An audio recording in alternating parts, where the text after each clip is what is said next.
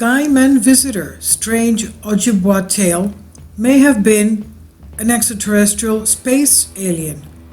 More of an indigenous tribe talk of the star people. If you see the video before this one, the encounters of human-looking entities that wore suits that shined in the light. They were also wearing gloves, but they were human-looking. Encounters in North America by Indigenous author sharing information about the star people. And this is not the first time we have stories and legends of the Native Americans. We know that they've had revelations concerning the red Kachina and the blue Kachina of the Hopi Indians, and that they were told by someone coming from the sky, someone that had a fair complexion, blue eyes, and very light hair, and gave them the laws. And now we have more on this by Andrew Hind on strange tales of the Ojibwa concerning Skyman visitors. And they could have been aliens, just like the encounters that we had recently, like 50, 60 years ago in northern Canada and Alaska. Now, the modern UFO craze began the late 1940s, even though we have records of them in the medieval 15th, 16th centuries of Europe over Germany and Austria. Actually, there were UFO conflicts in the air. They even had mishaps where some of them came crashing into fields across the cities. So it's not the first time that we hear of these things, but you know, we've had encounters in the Middle Ages. Now, we know that a lot of these have been started around 1940s, waves of people reporting seeing strange objects in the skies, especially lately that we have the ability to take images of them, videos of them, and post them on social media. But it was in 1947 that the term flying saucer became popular, especially after, you'll find a couple of videos back having to do with the Moose Lake videos, where there were, that's a church bell ringing 7 o'clock in the morning, sorry. I have a church across the street from me. It has a clock. That's a clock. There were people that were camping and in this beautiful area in the summer, and they saw swarms of UFOs. And these two men that went fishing, they left their wives at the camp, and they went fishing. And they even saw more UFOs, and the strangest thing is that they saw this gentleman dressed in classy attire, and he seemed to be human, but his eyes were a translucent brown. And he was speaking in a very strange manner. I mean, it's almost like the Starman movie with Jeff Bridges, you know? With very precise punctuation, cut-off sentences. So we have, I think that was 1946 or 47, if I remember correctly. But anyway, that's when the term flying saucer sort of entered our vocabulary. And after pilot Keith Arnold witnessed brightly lit saucers in the mountain peaks while he was flying in Washington State. Now, this was not the first wave of UFO sightings, though. Earlier waves occurred in Britain in 1909. That's when hundreds of people described flying objects shaped like dirigibles, emitting beams of light, carrying out extremely advanced maneuvers overhead. And 10 years later, throughout 1896 to 97, there was a rash of sightings in the United States. But these were not the first accounts of alien spacecraft on record. There were legends of godlike beings coming from the heavens in many cultures throughout North America, There are numerous caves that date back thousands of years with paintings of figures and objects much like our modern imagery of aliens and flying saucers. We even have hieroglyphs in the Abydos temple, the temple of Seth in ancient Egypt, that has hieroglyphs of, what would you call them? Shuttles and jet airplanes and helicopters, even submarines. And these were thousands of years ago that these hieroglyphs were made. Now, one legend comes from the First Nations people in central Ontario and Canada. Their Skyman tale concerning Skymen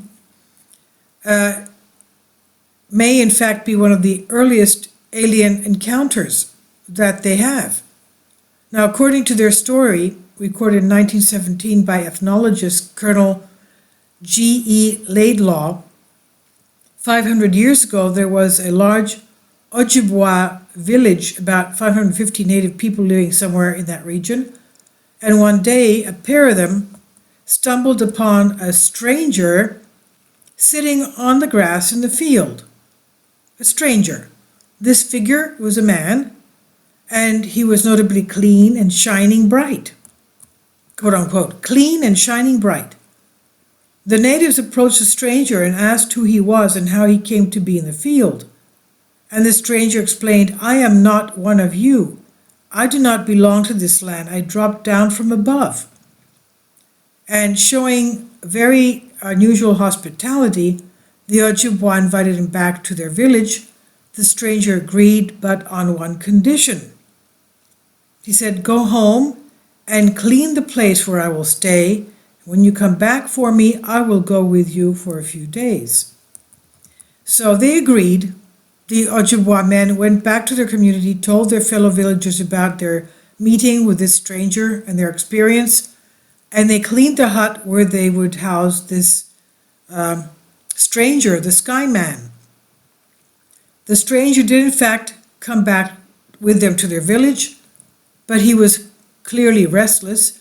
He watched the skies often and told people that in 2 days something would come and get him to take him back up to the sky. One afternoon, Skyman looked up and said, "It is coming." The villagers craned their necks, turning their eyes above, looking through the skies, and they saw what looked like a bright, shining star streak down from the heavens and hover near the ground. It was the most beautiful thing any of them had ever seen, they said.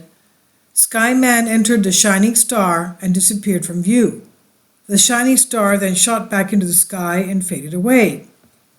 And now this legend or tale, this story seems to be a description of an encounter with some kind of an ancient astronaut, as seen in many cultures and popularized by the Swiss theorist Erich von Däniken in Chariot of the Gods. There are many modern UFO theorists who believe that Skyman was a marooned extraterrestrial astronaut whose own craft somehow was damaged or destroyed as he was flying over Earth, and they point to the fact that Skyman clearly entered the glowing star as proof the object was a spacecraft. He was clean and shining bright because he wore a silvery pressure suit. Did he request his host clean his quarters out of fear of contacting being infected by human viruses against which he had no immunity? Most probably. Now, there are researchers that believe Skyman was no mythological story, but rather an actual encounter of the first kind between an ancient alien and the entire Ojibwa community. And it was said to have occurred somewhere nearby. So, yes, they have these tales of the starmen and the skymen. And also, let's remember the Hopi Indians concerning the blue and the red kachina that were given to them by, again, skymen wearing white. And they were very wise, and they gave them the laws as well, their laws. So this is on Orangeville. I'll leave a link below for you for this. Tell me what you think about this. Very fascinating, I think, because it goes along with, I don't know, goes along with what the ancient priest of ancient Egypt told Solon. Solon told Plato, he wrote about it, the Atlantis era, and also all this going on. And this goes along with the Emerald Tablets and with Thoth, the Atlantean, who talked about this. Now, I don't know if they're humans. It could be that they're Atlanteans. You know, they're our ancestors that are flying around and coming towards us. I don't know what to say. I really don't know what to say. Anyway, tell me what you think. And thank you for your support again. Please comment, subscribe, and share. Thank you.